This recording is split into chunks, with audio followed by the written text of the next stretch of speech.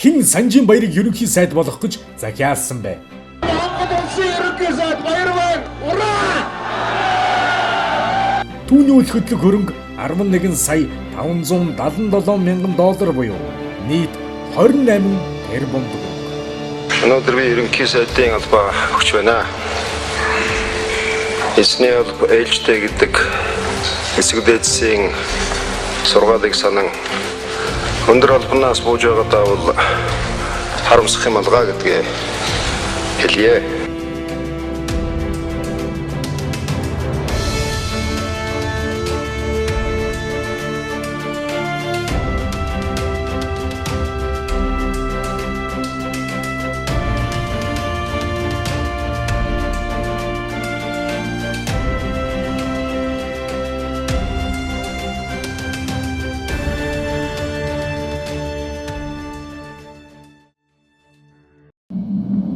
Цензургүй сурвалжлага үннийг хайр. Үзэгчдэнд төлөвлөж буй энэхүү нэвтрүүлгээр манай сурвалжлага баг цуглуулсан баримтуудынхаа дөнгөж 3-1-ийг дэлгэж байгаагаа дахин сануулъя. Бид 1 жил 7 сарын хугацаанд маш их хөдөлмөр гарган төвчээр заан байж хангалттай баримт цуглуулсан. Монголчуудын мэддэг болсон оффшорын тухай ойлголт бол Америкийн нэгдсэн улсад төвтэй олон улсын эрен сурвалжлах сэтгүүлчдийн холбооны зөвхөн Панамд байрлалтай SECRETS хэмээх ганцхан хуулийн фирмээс алдагдсан баримтууд. Харин манай баг энэ хүрээнээс хальж Хонконг, Макао, Сингапур, Оросын холбооны улс, Америкийн нэгдсэн улс гэх мэт оффшор бүсийн хэмжээнд эрэл хайгуул хийсний үр дүнд эдгээр баримтуудыг цуглуулсан билээ. Мөн Санжийн баярын үйл хөдлөх хөрөнгүүдийг анхлан олонд мэдээлсэн голомт.org сайтынханд талархал илэрхийлье.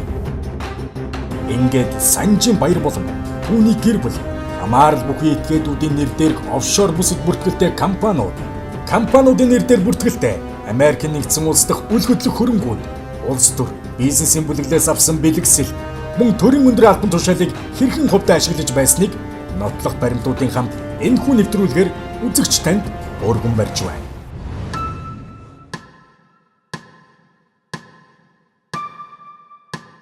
Надад ямар нэгэн оффшор данс байхгүй.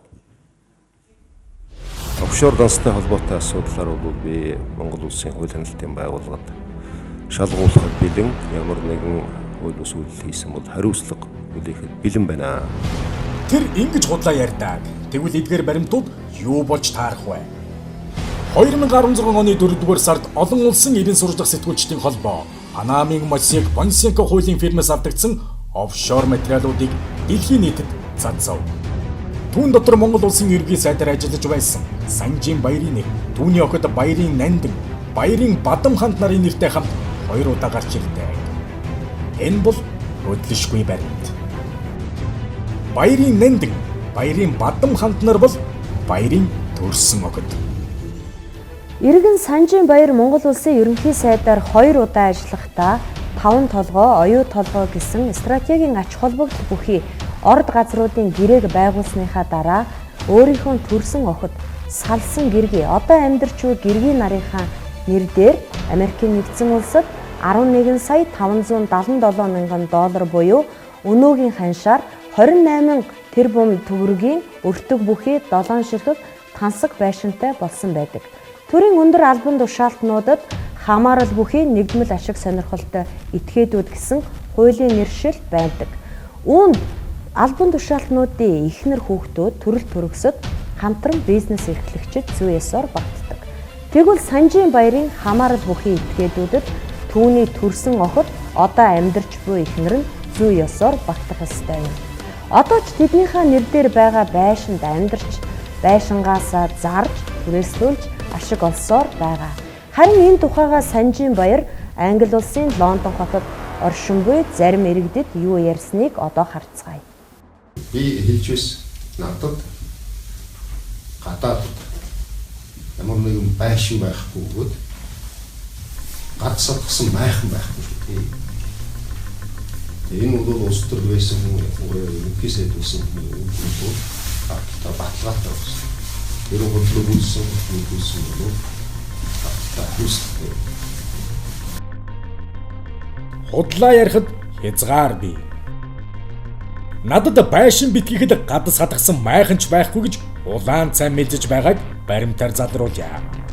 Баяр шиг төгөлдршил ярих дуртай баяр биднийг арай л басамжлаад байх шиг. Дэлхийгээр нь цацагдсан үнэтэй харшийн үүдний зүлэг усалж байгаа зурга эвлүүлэг гэж мэдсэхийн оронд эдгэмтгийн монголчуудаа эмчилгээний зардлаа олох гээд ингэж явлаа шүү дээ гэж ярьсан бол бид өрөвдөх байлаа. Ард түмнээ тэнэг мэт үзэж шууд мэдэж байгаа нь Санжийн баярын зүгээс намайг хэн хэлж нохойг хэн саах уу хэмээн дээрэнгүйгийг өөрөн ирэхгүй бодогдуулна. Цензургүй сурвалжлах харин баяр шиг худлаа мэдрэхгүй. Бид зөвхөн баримт үзүүлнэ. Америк нэгдсэн улсын үл хөдлөх хөрөнгө зуршлын блог шопер сайт Санжийн баярын охид хизээ хаана ямар үнээр үл хөдлөх хөрөнгө авсан мэдээллийг ёстой нэг шилэн байдлаар харуулсан байна. Нэгдэх хаус. Баярын эхнэр байсан Орсогийн гэрэл туяа. Баярын том охин Нандин, дунд охин Бадамханд нарын нэр дээр 2007 оны 4-р сарын 2-ны өдөр Америк нэгдсэн улсын Вашингтон мужийн Сиэтл хотод 164 м квадрат талбайтай 3 ундлахын өрөөтэй байшинг $635,000 худалдан авчээ. 2007 оны 4-р сарыг эргэн санацгаая. Тухайн үеийн ерөнхий сайд Монгол Ардын хувьсгалт намын дарга Мэ гомбын энх болдын засгийг унгах ажиллагааг Санжийн баяр гардан зохион байгуулсан. Улсын хуралд эсний 13 бүлэг байгуулагдаж Монгол Ардын хувьсгалт нам дотор жигүүр мэндэлсэн их адаггүй бужигнааны эхлэл болсон юм. Тухайн үеийн хэвлэл мэдээллийн хэрэгслүүд дараагийн ерөнхий сайд Санжийн баяр гэж тодорхойлж байсан. Мэдээж энэ компанид ажлын цаад удирдагч нь Санжийн баяр. Энэ юуны эхлэл байв? 2007 оны 4-р сар шүү дээ. Энэ цаг мөчтөд давхцсан Санжийн баярын эхнэр хүүхдүүд Америкийн нэгдсэн улсын Вашингтон хотод $635,000 Америк доллараар байр худалдан авч эхэллээ. Энэ бол Санжийн баярыг ерөнхий сайдаар захиалсан захиалагч нь төлбөрөө эхнээсээ хийлээ гэж хардаж болох үндслэл. Тухайн үед монголчууд юу ч мэдээгүй байсан юм. Мэдэгч бололцоо байсангүй. Тэгвэл Санжийн баярыг Монгол улсын ерөнхий сайдаар хэн захиалсан бэ? Монголчуудыг хэдэн үеэр нь тижээж чадах 5 толгойн орд тухайн үед одоогийн улсын хурлын гишүүн Сүү Батболд тэргүүтэй МСС-ийн од жаргал, од Петровсын оюун гэрэл, Никийн давааним Монголын нэр бүхий 13 олиорхийн эзэмшилд байсан бөгөөд 7 дахь жилдээ үргэлжилсэн дуйлаан дэгдээд байлаа. Улсын зардлаар хайгуул хийж нөөцийг нь тогтоосон байгалийн хэм бүтээл, үнцэнтэй нүүрсний орд газрыг улсын мэдэл буцаан авахын зүйтэй гэсэн байр суурь нийгэмд давмгайлж байсан цаг үе. Иргэний хөдөлгөөнүүдийн тэмцэл хурцтаж байлаа. Монголын 13 олиорх хэтвч нэгтгэн энержи ресурс нэртэй компанийг 2005 онд байгуулж хад байв. Яг энэ цаг үед тэд баярт захиалга өгч урдчилгаа анхны гарын бэлэг болох Вашингтон дахь энэ байрыг авч өгөөд ерөнхий сайд болгох бүх зарлыг нь гаргаж эхэлсэн юм биш байц. Ингэж хардах үндслийг цаг үе, үйл явдлын уялдаа хэлээд байгаа юм. 2 дахь байр. Санжийн баярыг Монгол улсын ерөнхий сайдаар томилогдохын яг урд өдөр буюу 2007 оны 11-р сарын 21-нд баярын том охин Баярын Нандин Америк нэгдсэн улсын Нью-Йорк хотно жинхэнэ баячуудын амьдардаг Манхэттен дүүрэгт 60 м квадрат талбай бүхий нэг өрөө байрыг $895,000 худалдан авлаа. Та бүхэн Баярын Нандигийн гарын үсгээ зурж нотариатаар батлууж байр худалдан авсан гэрээг харж байна. Ил байранд Америкийн урлаг соёлын одод супермоделууд, баячууд амьдардаг ажээ.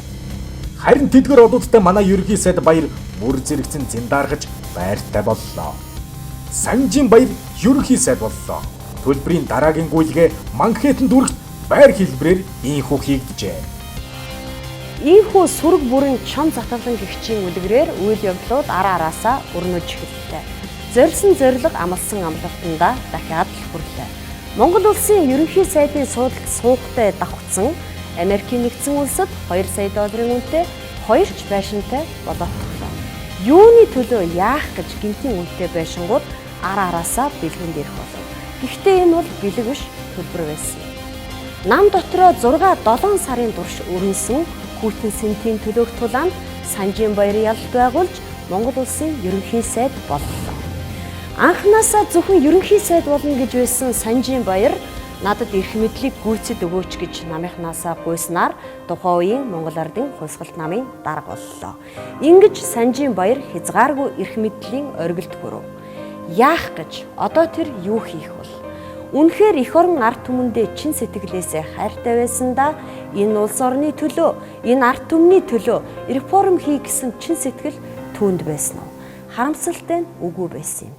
Түүний зорилго өөр байсан нь мөдхөн тодорхой боллоо. Ерөнхий сайд болохдоо 5 төгөлдршил ярьж нийгмийн дэмжлэг авсан баяр ердөө 3 сарын дараа Energy Resource компаниас 51%-ийг нь буюу 5 толгоон эзэмшил уурхаан 96%-ийг төрд буцаан авах хэлэлцээрийг эхлүүллээ. Төр өмчөө мэдээж Монголын олигархуудаас 5 толгоон 96%-ийг авлаа гэдэг тарих угаах мэдээллүүдийг хэвлэл мэдээллийн хэрэгслүүдээр давхар явуулахаа мартсангүй. Гэвч төр 96%-ийг авсан болж Energy Resource 4%-ийг үлдээсэн гэх боловч яг үнэндээ 5 толгоон нийт нөөцийн 30% байсан юм. Energy Resource үйлдсэн гэх ухаахуудын уурхаан тогтоогдсон нөөц 460 сая тонн үүс. Тэд энэ ордны лицензийн төлбөрт ердөө 851 сая төгрөг төлжээ. Харин энэ ордыг авах урьдчилгаа болгож тухайн үеийн ерөнхий сайд байсан Санжийн баярт Америк нэгдсэн улсад тансаг зэрэглэлийн 2 хаус өгчээ гэсэн хардлага лавширч байгаа юм. Тоо бодцгоё. Лицензийн төлбөр 851 сая төгрөг. 2 хаусны үн нийлээд 1 сая 546 мянга 334 доллар. 2008 онд доллар Монгол төгрөгтэй харьцах ханш 1145 төгрөг байжээ. Тухайн үеийн ханшаар 1 тэрбум 770 сая төгрөг болж байна. Энэ их мөнгөнд дүн том хувилдааны урдчилгаа байв уу? Урдчилгааны нэгэн хэсэг байсан уу гэдгийг баяр өөрөө мэдэж байгаа. Энэ бол төрийн эрх мэдлээр дамжин эдхийн гэр бүл Монголын байгалийн баялаг хувааж завшсан хувилдааны төгөлдршил байсан юм. Саяны үзүүлсэн мөнгөн дүн бол зүгээр л задгай мөнгө юм. Energy Resource компани 11.4%-ийг эзэмшдэг Петровс компани туузын захирал оюун гэрэл өөрийн мэдлийн хувьцааныхаа дөнгөж 2%-ийг зархад л 84.7 сая доллар босгож чадсанаас үзвэл энд ямар хэмжээний мөнгө, ямар хэмжээний ашиг, ямар хэмжээний ордын тухай ярьж байгааг ойлгож болно. Улсын зардлаар хайгуул хийж нөөцийг нь тогтоосон дэлхийд ховорхон тооцогдох коксжих нүүрсний ордын гол нөөцийг хэрхэн өөрсдийн болгосон хувилдааны загвар бол энэ юм.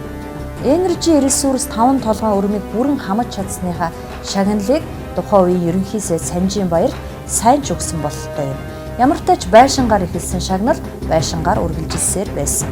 Олигархууд жирийн ард түмэн шиг оймсоор биш орон сууцаар биеийнхээ гарыг тэнэлэгдэг болохыг мэдэж авлаа.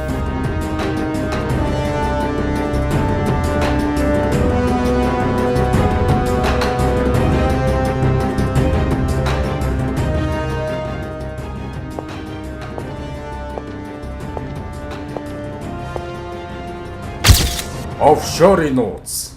Санжийн баярын бүлэглэл. 3 дахь хаус. Дараагийн шагнал баярт 2009 оны 1-р сарын 20-нд ирлээ. Гэхдээ хамгийн сонирхолтой нь 5 толгойд томоохон хувьцаа эзэмшигч Петровс компани төлөөлөн удирдах зөвлөлийн дарга Жанчвын оюун гэрлийн хамтран хөрөнгө оруулдаг Чойндонгийн давааним Санжийн баярын гихнэр Эрдмилийн сувдад Сэтэл хотод 101 м2-д 2 унтлагын өрөө бүхий орон сууцыг бэлгэлжээ.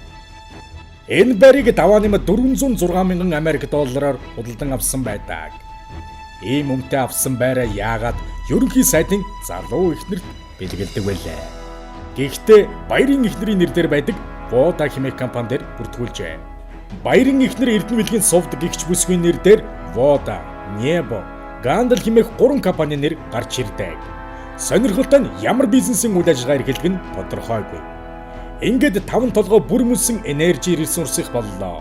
Дараагийн байр бэлгэнд ирлээ.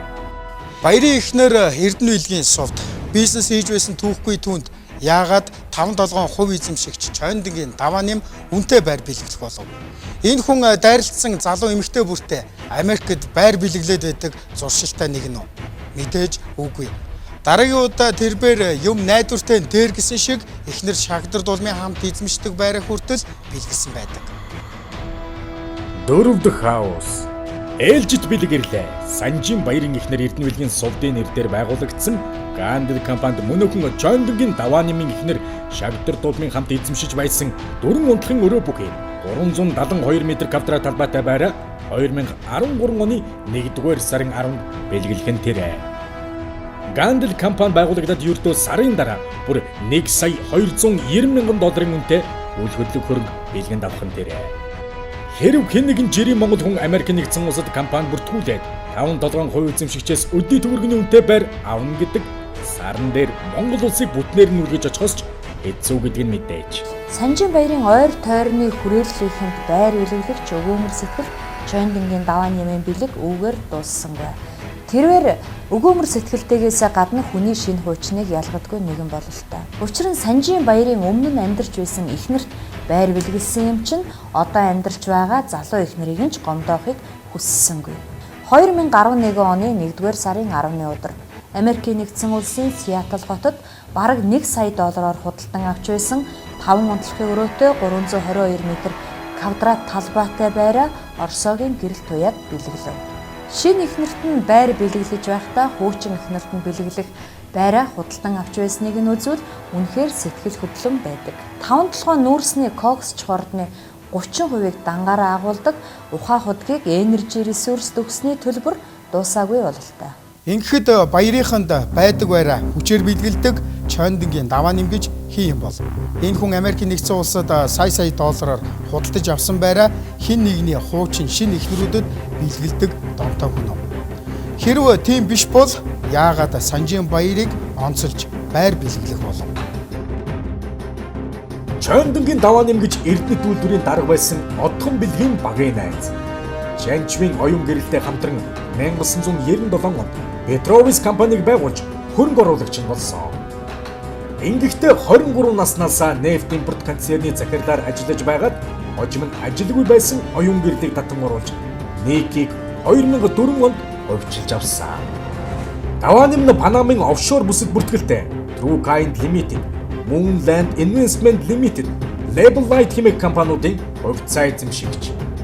Мөн эдгээр компаниудад Петровисын оюун гэрэлж хувь эзэмшдэг. Хамгийн сонирхолтой нь Монгол улсын ерөнхийлөгч Халтмаагийн Баттулга офшор бүсэд компани эзэмшигчдийг хөрөнгөө татан оруулж ирэхэд өршөөл үзүүлэхээр зарласан 49 хоногийн хугацаанд офшор бүсээс $4.3 сая Монголд татан оруулж ирсэн юм.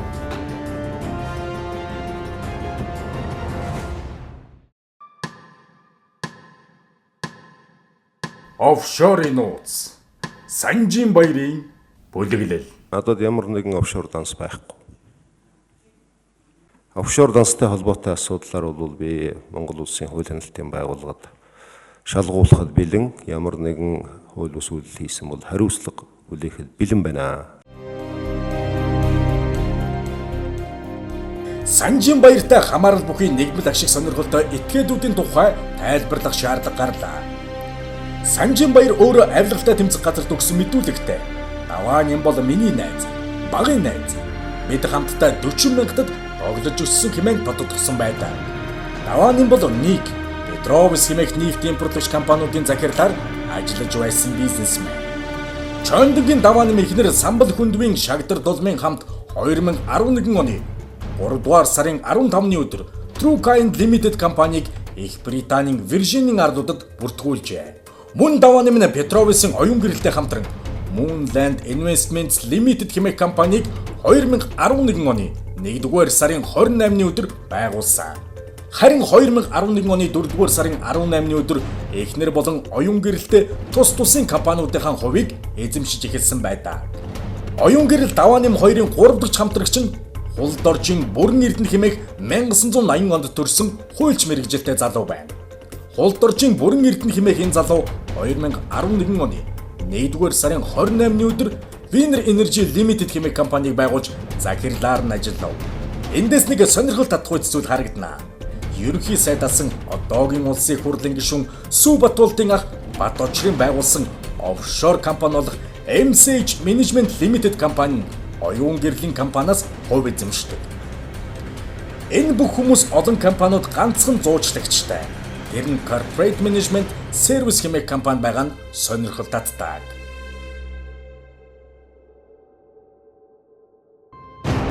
хууль баталж хуу хамна.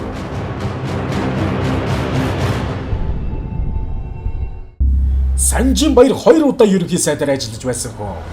Гэхдээ 2хан жилийн хугацаанд тэр 2хан жилийн хооронд 2 удаа Монгол улсын ерөнхий сайдын албыг хашихдаа монголчуудыг хэдэн үеэр нь тижээж ажилгүйдэл ядуурлаас бүр мөсөн гаргаж чадах байсан 5 толгой оюу толгойг эргэлтэнд оруулах нэрээр Монгол улсад ямар ч ашиггүй харин өөртөө хамгийн их ашигтай байж болох гэрээг хийсэн юм. Бас анод банкны дампуурлагч үйл ажиллагаатай холбож ойлгож болно. Ингээд 2007 он руу буцаж төгсөхье. Меогомбын энх болдын засгийн газрыг унгааж 2007 оны 11 сарын 22-ны өдөр Санжийн баяр Монгол улсын ерөнхий сайд боллоо. Хэдхэн сарын дараа болох улсын их хурлын сонгуулиар намаа ялуулна гэж тэр амлав.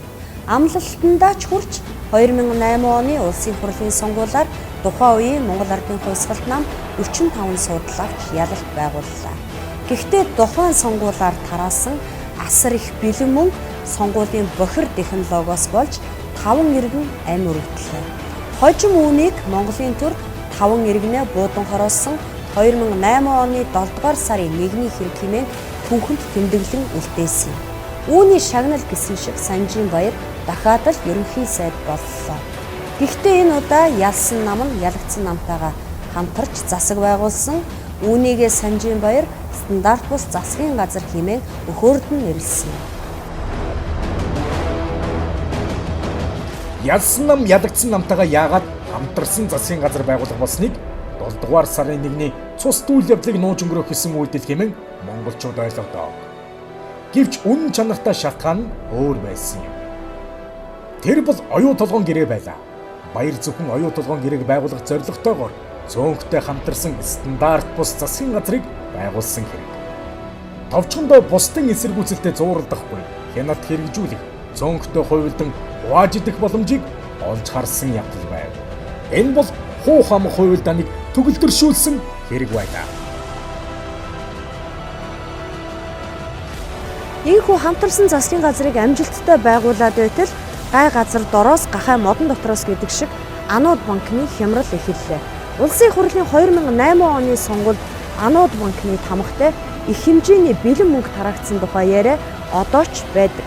Анууд банкны гүйцэтгэх захирлаар ажиллаж байсан инхтөр ерөнхий сайд Санжийн баярт хаяглан ил загтал бичсэн нь олон нийтийг зочролд оруулав. Уг загтал баярын засгийн газар анууд банкнаас авсан 40 тэрбум төгрөгийн зээлээ эргэн төлөхийг шаардсан байдаг. Анууд банкны гүйцэтгэх захирал инхтөрийн Санжийн баярт хандсан загтал. Монгол улсын ерөнхий сайд танаа 2008 оны 3 дугаар сараас эхэлсэн Монгол банкны системд үүссэн бэлэн мөнгөний хомсдол туйлдаа хүрлээ. Үүн дээр янз бүрийн их сурвалжаас гарч буй банкуудын эсрэг сөрөг үйл ажиллагаа улам ташуурөгч байна. Өнөөдрийн байдлаар 10 тэрбумыг гаргаж чадаагүйгээс нэг банк унвал 146 тэрбумын өрөнд төр орно. Нэг банк унснаас бүх банк унвал 1.3 триллионы өрөнд төр орно. Бүх банк унвал Монголын эдийн засаг суур. Эдийн засаг хямрахад иргэний дан үсэг аюултай байна. Та засгийн газрын тэргүүний хуваар яаралтай арга хэмжээ авахгүй бол Монгол улсын банк санхүүгийн хямрал эхлэх хугацаа өдрөөр бус цаг минутаар хэмжигдэж байна. Манай банкны хувьд 140 тэрбумын найдвартай авлага байгаагаас засгийн газраас 40 тэрбумын авлагатай. Та дэлхий дахнаас урд хойд хөршүүдээс жишээ авна уу? Маргааш 40 тэрбумыг өгөх боломжгүй тохиолдолд бид банка төр хүлээлгэн өгнө. Хүнд тэгсэн анууд банкны гүйцэтгэх захирал инхтөр. Санжийн баяр 2014 оны 12 дугаар сарын 8-ны өдөр цензургүй яриа нэвтрүүлэгт орохдоо инхтөрийн загтлын талаар ийм тайлбар хийсэн юм. Таныг ерөнхий сайд болсны дараахан болсон асуудал 2008 онд 11 сар хавцаа болсон юм уу? Анууд банкны захирал инхтөр гэж хүн танд загтал өвччихсэн. Загтлынхаа дараахан баривчлагдсан байхгүй. Тэгээд одоо энэ загтлыг хүмүүс ханахгүй ч үйж магадгүй, огт сонсоогүй ч хүмүүс үйж магадгүй. Тэгэхээр би энд нэг бэлтгэсэн байгаа. Хоёлаа тэр загтлыг нэг юу хатах үзээд. Монгол улсын ерөнхий сайд танаа 2008 оны 3 дугаар сараас эхэлсэн Монгол банкны системд үүссэн бэлэн мөнгөний хомсдол туйлдаан хүрлээ. Үүн дээр янз бүрийн их сурвалжаас гарч буй банкуудын эсрэг сөрөг үйл ажиллагаа улам ташуурч өгч байна. Өнөөдрийн байдлаар 10 тэрбумыг гаргаж чадаагүйгээс нэг банк унвал 146 тэрбумын өрөнд төр орно. Нэг банк унснаас бүх банк унвал 1.3 триллион өрөнд төр орно. Бүх банк унвал Монголын эдийн засаг сүрнэ. Эдийн засаг хямрахад иргэний дайн үүсэх аюул байна. Та засгийн газрын тэргүүний хуваар яаралтай арга хэмжээ авахгүй бол Монгол улсын банк санхүүгийн хямрал эхлэх хугацаа өдрөөр бус цаг минутаар хэмжигдэж байна. Манай банкны хувьд 140 орчим тэрбумын найдвартай авлага байгаагаас засгийн газраас 40 тэрбумын авлагатай. Та дэлхийд дахнаас урд хойд хөршүүдээс жишээ авна. Маргааш 40 тэрбумыг өгөх боломжгүй тохиолдолд бид банка төр түлээхэн өгье. Хүндэтгсэн Анод банкны гүйцэтгэх захирал инх төр. Засгийн газраас 40 тэрбум төгрөгөө нэхэж ил загтал бичсний хариу болгож 2008 оны 12 дугаар сарын 10-ны орой эхлээд Анод банкны захирал Даваа инх төр бүр 10 нарыг баривчилж 18:30 минутанд Анод банкны үйл ажиллагааг зогсоолоо. Ингэж арилжааны банкуудын эхний 6-ад жагсаж байсан Анод банк үгүй боллоо. Харин баяр тэр дор нь хадгаламжийн баталгааны тухай хууль гаргаж Анод банкнд хадгаламж эзэмшиж байсан иргэдийн 120 тэрбум төгрөгийг төрөөс нөхөн төлүүлэхээр болов. Гэвч тухайн үеийн Монгол Ардын хувьсгалт намын олигархууд болон баярын засгийн газар Анод банкны мөнгийг завшиж хохирлыг татвар төлөгчдийн мөнгнөөс нөхөн төлүүлсэн түүхтэй. Хууль баталж хоо хамна.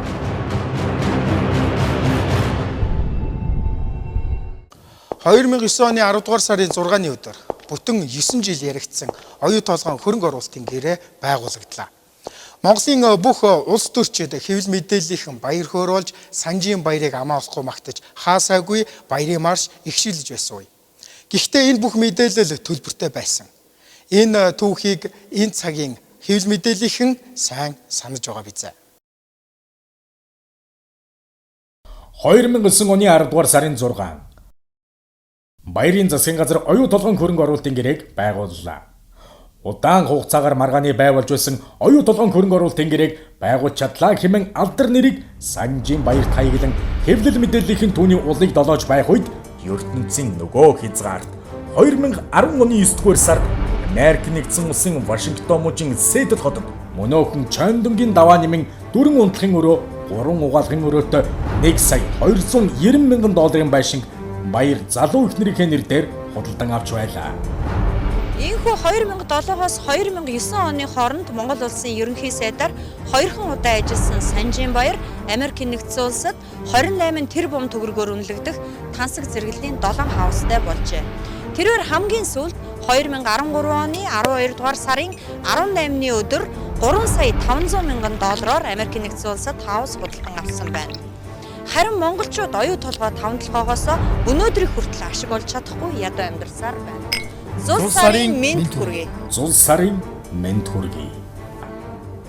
Зул сарын баяр сайхан болж өнгөрлөө. Монгол улс хизээч ашиг олохгүй оюу толгойн гэрээтэй баяр сая гаруй долларын тансаг хаустай боллоо.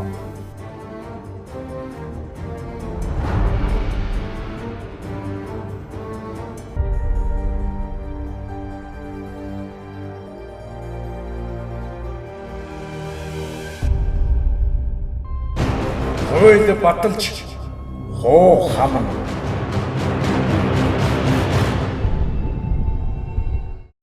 Оюу толгойн гэрээг байгуулан мандан бадарч явсан Монгол улсын ерөнхий сайд Санжийн баяр ердөө 26 хоногийн дараа буюу 2009 оны 10 дугаар сарын 29-ны өдөр 5 толгойн голлох хувьцаа эзэмшигч Сүхбаатарын Батболдод Монгол улсын ерөнхий сайдын судлаа өөрийн сайн дураар шилжүүлэн өглөө. Шалтгаан нь өвчний улмаас. Гэхдээ энэ бол өргөдүүлэх тактиктай PR байсан. Хийсэн нүглээсээ өөр ямар арга замаар цэвэрхэн холтно гэж. Монголын улс төрийн тайзнаа 2 жилийн турш тавьсан жүжиг нь төгсгөл болж, ийхүү хөшиг хаагдлаа. Таван толгойг эзэмшигч энержи ресурсын захиалж ерөнхий сайд болгосон хүн оюу толгойн гэрээг байгуулж шагналаа аваад Сүхбаатарын Батболдод суудлаа шилжүүлж албан тушаалаасаа буулаа. Түүнээс ноёны суудал авсан угсаа залгамжлагч Батболд таван толгойг хөдөлгөх нэрийдлэр Чалкод таван толгойг барьцаанд тавих зэргээр төрийн өмчөд таван толгойг гацаах үйл ажиллагааг өдөрт бол. Бялуг хүртэхийн тулд асуудал үүсгэх хэрэгтэй шүү дээ. Баярын байшингийн төв хүргэлжилсэн 2013 оны 1-р сарын 3. 6 дахь хаус. Америк нэгдсэн улсын Сиэтл хотод Небо хэмээх компани 3 сая 853 мянган Америк доллараар 5 унтлагын өрөөтэй, 5 ариун цэврийн өрөөтэй, 510 м квадрат талбайтай 0.2 га эдлэн газартай байшинг худалдан авчээ. Эзэмшигч нь Санжийн баярын залуу ихнэр Эрдэнэвлэгийн сувд хэмээх нөх бүсгүй. Эндээс нэг зүйл тодорхой болно. Баяр бол байшин цуглуулах хоббитой юм байна. 7 дахь байр. 2013 оны 12 дугаар сарын 18. Санжийн баярын том охин Нандин өөрийн нэрээр байгуулсан Дэчин компанийн нэр дээр Америк нэгдсэн улсын Нью-Йорк хотод 186 м квадрат талбайтай байрыг 3 сая 500 мянган Америк доллараар худалдан авчээ. Одоо энэ байраа 15 мянган Америк доллараар түрээслэн ашиг олж буй. Сайнаар удаж бас үзье. Монгол улсын ерөнхийлөгч асан цахиагийн элбэгд орж уран зураг цуглуулах хоббитой байсан шиг Санжийн баяр бусдаас зөвхөн байр бэлгэнд авах хоббитой байсан уу? Эсвэл байрны цуглуулгатай байсан уу? Хэрв байрны цуглуулгатай байсан бол энэ хобби нь хэдэн оноос эхэлсэн бай. Ер нь байрны цуглуулга үнэт өв хөрөнгөд орох болов. Хэрв ордог бол хөрөнгө орлогын мэдүүлэгтээ тусгасан уу гэдэг нь үнэхээр сонирхолтой. Санжийн баяр охтуудынхаа тансаг хаусууд удаа дараагийн үнэт бэлэг офшор бүсэд байгуулсан компаниудынхаа тухай хөрөнгө орлогын мэдүүлэгтээ огтхонч дурдаагүй байдаг. Тэрбээр 2007 онд ерөнхий сайд болохдоо өөрийн гараар бичиж өгсөн хөрөнгө орлогын мэдүүлгийг та харж байна. Огтын нэр дурдгдсан ч баримтууд огталга. Эхнэр сувдын эзэмшлийн компани нэр чалга. Энэ бол эрүүгийн ноцтой гэмт хэрэг юм. Зөвхөн энэ үндэслэр шалгахад баяр гинэт авсан үнэт бэлгүүд өөлхөд хөрөнгүүдээ хэрхэн тайлбарлах нь үнэхээр сонирн байна. Харин Санжийн баяр 2016 онд Англи улсад суух элчин сайдаар томилогдох үедээ өнөөх үнэтэй байр бэлэгдэгч Чондонгийн даваа нэмтэй огт нь хамтарч компани байгуулсныг зохис дурджээ. Мөн тансаг хаусуудад дурдсангүй. Тэр Монголын хуулийг, Монголын төрийг нохоо хуцсны дайтай тооссонгүй. Гэхдээ баяр мэтийн хуулийн хулгайч цагаан захтнуудад хандж хэлэхэд хэрв чи хуулийн өмнө үннээ өчөхгүй бол хууль чиний өмнө очиж үннийг чинь асуудаг гэдгийг сануулгах хэрэгтэй байх. Хэрв чи хуулийн өмнө үннээ өчөхгүй бол хууль чиний өмнө очиж үннийг чинь асуудаг.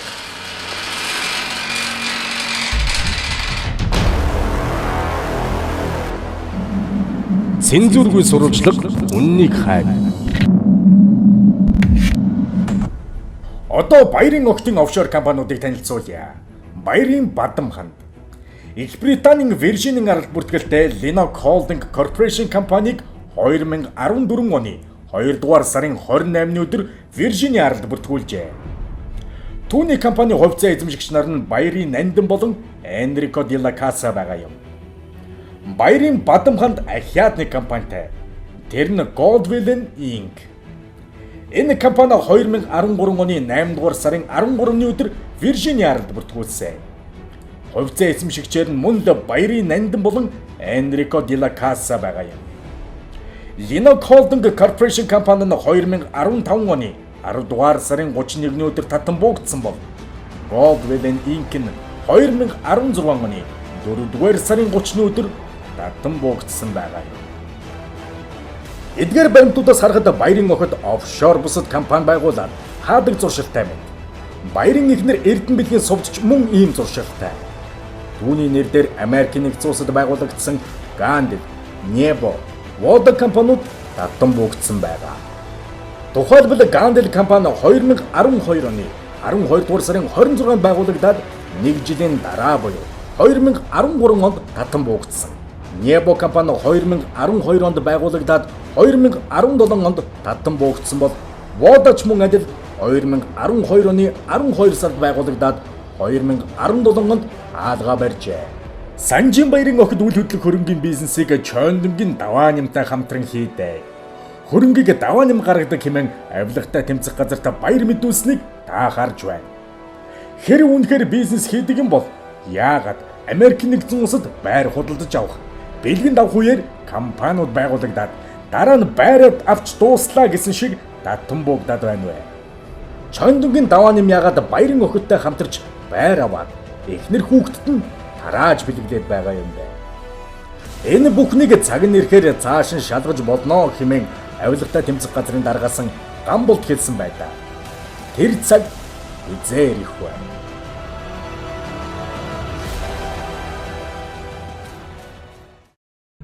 Авилгатай тэмцэхэд ямар бэрхшээл саад зовлон гэдэг юм уу тэр сүүлийн яриад асуудал байна л да. Гэхдээ бас ч нэг тийм дардан замаар явахгүй юм байна л. Хэцүү юм байна л. Тав дөрслөө мэдчихэл байгаа. Ерөн зүгээр бид нар бол дандаа зүгээр эрүүгийн нэг годомжинд явж байгаа улгаачийг байждаггүй. Төрийн албан тушаалтантай ямар нэг байдлаар уулздаг. За ингээд нөгөө талаас бол зөндөл асуудлууд ирдэг. Баярын талбайд асуудал одоо энд би бас шууд задлаад явах бас хэцүү юм. Тэнд үн чөрөнгө эзэмж байгаа улсууд нь бол тодорхой хүмүүсийн нэр устай. Тэр гадаад улсынхаа бүртгэл тооцоогоор орцсон. Данс юмар нэг явцсан. Ийм юм байл бид нэгэд шалгасан. Прокурортой ярьсан. За наад чинь бас одоо цааш явахгүй юм байна л ингэж хэлсэн дээ. Хэрэг бол материалууд одоо байж байгаа шүү дээ. Тодорхой нөхцөл байдал үүснээр дараа бол яаж эргэж болно? Тодорхой нөхцөл бол эхний байдлаар урд юм байна. Тодорхой нөхцөл байдал үүснээр дараа бол яаж эргэж болно? Чондонгийн даваа нэм Санжийн баярт өртөө юм болов уу? Хэрэг өртөө бол хэдий хэмжээний мөнгөн дүнгээр тооцогдох бол тэр яагаад төлбөрөө зөвхөн байраар хийх болов гэсэн сонирхол татхуйц асуултууд олон. Чондонгийн даваа нэмийг ажиглахад тэрвэр хууль дүрмийг гаргуй цайн сахидаг нэгэн байж болох талтай юм. Учир нь Монгол улсын ерөнхийлөгчийн офшорчдод олгосон өршөөлийн 49 хоногийн хугацаанд тэрвэр офшор бүсээс 4.3 сая Америк доллароо татан оруулж ирсэн хүн. Түүнийг хууль хяналтын байгууллагын шалгаж байгаа. Харин Санжийн баярыг Монгол улсын хууль шалгах бүрэн эрхтэй. Учир нь бүрэн эрхт элчин сайд гэдэг чинь бүрэн эрхт хулгайч гэсэн үг биш л дээ. Бүрэн эрхт элчин сайд гэдэг чинь бүрэн эрхт хулгайч гэсэн үг биш. Энэ бүх баримтыг баяр үгүйсгэж үл чадна. Учир нь энэ бүх мэдээлэл Америк нэгдсэн улсын шилэн дансны хуулиар ил болсон. Тиймээс л баримт нотлохотой гэдгийг батлан хэлж байна. Хэрвээ үзэгч та итгэхгүй байгаа бол дараах сайтуудаар ороод үзэхэд тодорхой болно. Баярын байрны цуглуулга дэлхийд дахин нээлттэй болсон шүү гэдгийг дахин хэлэх байна.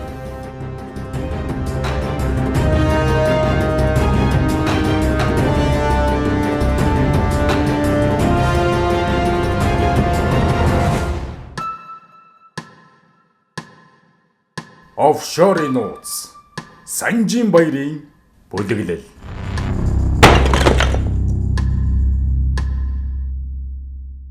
Монгол улсын ерөнхий сайд болохоор шунан дурлаж байсан баяр оюутлогоон хөрөнгө оруулалтын гэрээг байгуулсны дараа гинэтхэн яагаад улс төрөөс холдох болов? Үүнд хоёр таамаг дэвшүүлж болно. Нэгдүгээрт анх захиалсан 5 толгоон эзэмшигчдийн төлөөлөгч болох Сүхбаатарын Батуулдад Монгол улсын ерөнхий сайдыг хүлээлгэн өгөөд хариу төлбөр авсан. Хоёрдугаарт Айвын Хумайн Зиротинто компанид Монголд ямар ч ашиггүй зөвхөн тэдний эрх ашигыг дээдэлсэн гэрээг байгуулсныхаа нөхөн төлбөрийг авсан. Ямар ч тач баяр түүний албан тушаал эрх мэдэл өндөрсөх тусам том стратегийн гэрээнүүдийг байгуулдаг. Том стратегийн гэрээнүүдийг байгуулсан тоолонд түүний эхнэр хүүхдүүд Америкийн нэгдсэн улсад үнэтэй орд харш худалдаж авсан, мөн бэлгэнд авсан нь үнэ юм. Үүний нууцыг хэрхэн тайлах вэ? Баярын монголчуудад үлдээсэн өв үүгээр дуусахгүй. Түүнийг Монгол улсын ерөнхий сайдаар ажиллаж байх үед буюу 2009 оны 7 дугаар сард Just Group-ийн ерөнхий захирал Батхүү Эрдэнэт үйлдвэр Улаанбаатар төмөр замаар баталгаа гаргуулan Өмнөд Африкийн Стандарт банкнаас 109 сая долларын зээл аваад дампуурсан нэгэн түүх байдаг. Энэ үед ерөнхий сайдаар баяр ажиллаж байсан үе шүү дээ. Батхүү бол баярын хуурай дуу хийгддэг бөгөөд түүний нөлөөгөөр нилээд томорсон бизнесмен хийгддэг байлаа. Харин хамгийн сонирхолтой нь Жастин Батхүү төрийн өмчийн орооны дарга суугар. Эрдэнэт үйлдвэрийн захирал ганц оргин нарын гар үсгийг хуурамчаар үлдэж зээл авсан гэдгээ Батхүү өөрөө мөрдөн байцаалтын явцад мэдүүлсэн байдаг. Гэвч гарын үсэг хуурамч биш гэдгийг Лондонгийн арбитрийн шүүх нотлож өр төлөх шийдвэр гаргасан байдаг. Үүнээс үүдээд Эрдэнэт үйлдвэр өдгөө хямарчгаад байна. Эрдэнэт үйлдвэр гэж Монгол хямарчгаад байна. Энэ талаар Санжийн Баяр юу гэж мэдэн бодолж ярьсныг одоо хүргэе. Би Батхүүгийн асуудлаар энэ хууль хяналтын байгууллагад дуудагдсан уу? Мэдүүлэг өгсөн. Яг тэр хийж исэн үе мууийн талаар та ерөнхий сайд байхдаа юм дуулсан уу? Яг тэр нөгөө нэг ингэдэг гарын үсэг зурсан, барьсан, тэр хурамчим хийсэн гэдэг юм бол намайг ажиллаа өгсөний дараа л болсон юм шиг байдаг юм. Би хувьдаа жишээлбэл нэг итгэж өгөхгүй л байгаад байгаа юм. Тэр чи одоо 100 гаруй сая долларыг тийм ээ хуурамч баталгаа гаргаж Эрдэнэтэс юу батлан далд гаргуулад одоо баталгаа гэдэг юм да баталгаа гаргуулад авсан гэдэг ийм л юм ярьсан. Тэгээ би тэр үед нь уулзсан. Юу болоод байгаа юм бэ Батхүү? Одоо би тэгц юм аа л гэж хэлж байгаа. Хурамч гар үсэг зураад уу? Тийм, зураад би тэгээ тэрнийг нь баталгааг ингээд ягаад ингээд авцсан юм аа л гэж хэлдэг юм. Тэгээ өөрөө хүн тэгж байгаа юм бол одоо яалтаач үлээ. Гэтэ би юу ч дотроо итгэдэггүй юм. Жирийн нэгэн бизнесмен Эрдэнэт үйлдвэр болон Улаанбаатар төмөр замын өмнөөс хуурамч батлан даалт хийгээд түүнийг нь олон улсын банк мэдэхгүй зээл болгоно гэдэг үлгээ. Тэгээд бүр авсан зээлийн хэмжээнд 109 сая доллар шүү дээ. Харин Жастин Батхүү ган зэрэг сугар болон цаад гол зохион байгуулагч гарын үсэг зурулахад нөлөөлсөн Санжийн Баяр нарыг хамгаалах гэж тийхүү мэдүүлсэн ч ашиг тусыг олоогүй юм. Тухайн үед төрийн өмчийн хорооны дарга сугар Японд байртай болж Эрдэнэтийн ганц зэргийн төрсөндөө бат зэрэг Панамын офшорт 5 компани байгуулж байжээ. Тэд хаанаас хөрөнгөж өгөх болов? Тэднийг Just компанид батлан даалт гаргаж өгөхийг энэ шаардав. Энэ бүх хэргийн эзэн хэн бэ? Хэний эрх мэдэл энэ бүхэнд хүрэх вэ? Тэр хүн бол гарцаагүй тухайн үеийн ерөнхий сайд Санжийн Баяр юм. Ийм төвшний хувилдааныг тэр төгөлдршүүлж чадсан. Надад ямар нэгэн офшор данс байхгүй. Офшор данстай холбоотой асуудлаар бол би Монгол улсын хууль хяналтын байгууллагад шалгуулахад бэлэн ямар нэгэн хууль бус үйлдэл хийсэн бол хариуцлага хүлээхэд бэлэн байна. Ингэж ярил харин өөр хэрэг, өөрөө шалгуулъя гэж байна. Хэрв энэ улс орны хууль шударга ёсны ноёрхлын төлөө замнах гэж ил байгаа бол хүссэн ч эс хүссэн ч энэ хүний хөрөнгөний их усүрийг шалгаж л таарна. Би охноос асуухад энэ бизнесийг 3 он гэхдээ хуваараа өөрийнхөө ээжтэй тэнд оршин сууж амьдарчсэн дүүртэйгээ бизнесээ эхэлсэн. Би надад асуусан. Чамд юм шиг 2015 онд нөгөө юм гişүү мэдээлсэн юм гараа.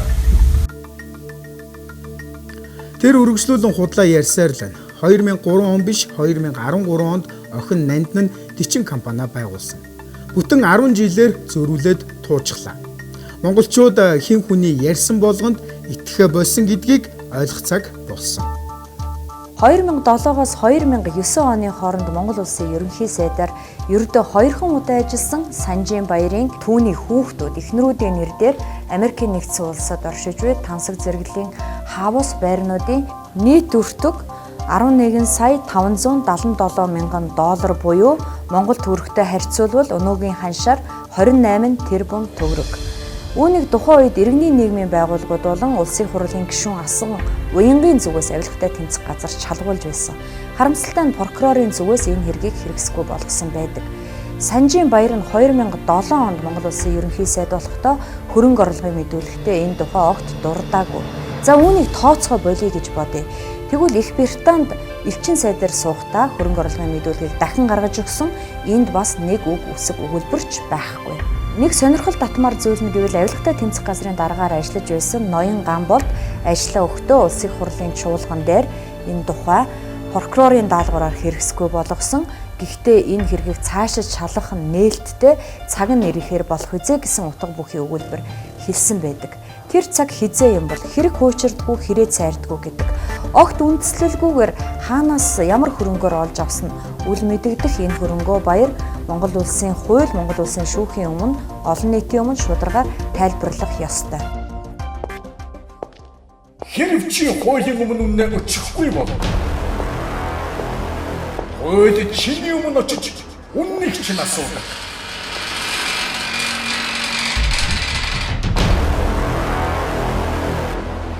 Айн Рэндийн сайтар эргэцүүл жүжигэн хэсгээс. Болохгүй ястэй. Чи арай ихгүй маа үстэй. Эдгийг хөдөө болохгүй. Эдгийг хөдлөөрэй. Би чамайг бүх найз нартаа хийж байсан зүйлийг чинь хүн төрлөختөнд хийхийг зөвшөөрөхгүй. Би хүмүүст эргчлөө гэж. Зовж зүдрэх эргчлөө. Тэмцэх эргчлөө. Үзээд алдах эргчлөө. Олон эргчлөө хуульд